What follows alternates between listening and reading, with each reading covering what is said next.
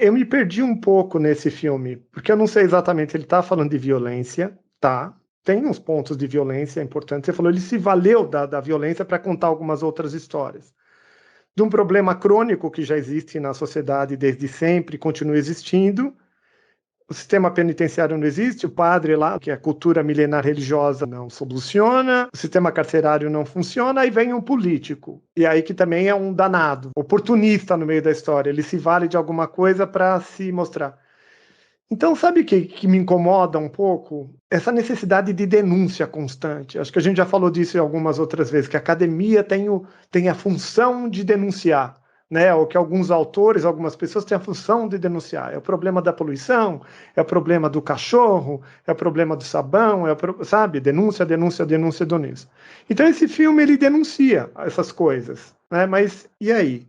Qual que é a solução, então? E aí todo mundo cruza os braços, volta para casa e vive tudo isso, porque ninguém escapa disso, e amargando, porque agora estou consciente do processo. Então, não sei, isso daí que eu acho que é um pouco do entretenimento que não acontece, porque não resolve, só denuncia. Por outro lado, eu fiquei imaginando também o que acontece nos nossos dias de hoje, porque nos nossos dias de hoje, o que a gente tem como correção para o que desvia do que é normal na sociedade? Então, por exemplo, para o bandido, para o estuprador, para os crimes todos, em geral, o que acontece? A pessoa é removida da sociedade e é colocado dentro de uma penitenciária. Dentro da penitenciária, vamos falar do mundo e do Brasil. Alguns países muito desenvolvidos, supostamente, a pessoa passa por algum processo de trabalho, de reeducação, readaptação, mas, no geral, me dá a sensação que não readapta nada. A pessoa fica 30 anos lá dentro, 20 anos lá dentro, e depois ela simplesmente é liberada na rua. E no Brasil parece um castigo, um super castigo. A pessoa é colocada numa cela com mais 50 pessoas, amarga lá 20, 30, 40 anos, depois ela é liberada na sociedade que ninguém quer ela de volta e ela não tem nada melhorado. E aí vamos lá, se eu fosse um político e eu tivesse talvez esse lugar bom dentro de mim, o que eu faria? O que você faria? Tem alguma coisa para ser feita? A única coisa que tem para ser feita é eu ser um oportunista que eu vou tentar ganhar voto, ganhar notoriedade por fazer. Porque aquele político, ele se valeu de uma tecnologia, supostamente da época, que seria do behaviorismo, desse sistema de condicionamento, recondicionar a pessoa. E quando ele tenta fazer isso, ele se dá muito mal, porque dá tudo errado e ele tem que colocar a pessoa de volta naquele lugar de violência. Mas o que você acha? Tem uma solução para isso? Hoje, se você fosse político, o que você faria? Você tentaria implementar alguma coisa ligada à tecnologia? Então, eu acho que é muito complicado, né? Porque, assim, esse tipo de experimento que eles fazem é uma coisa inumana. Eles pegaram o Alex e falaram assim: ó, a gente vai fazer o que a gente quiser com você. Porque você é um criminoso, você está contribuindo para a nossa pesquisa, mas no final das contas, os direitos humanos desaparecem.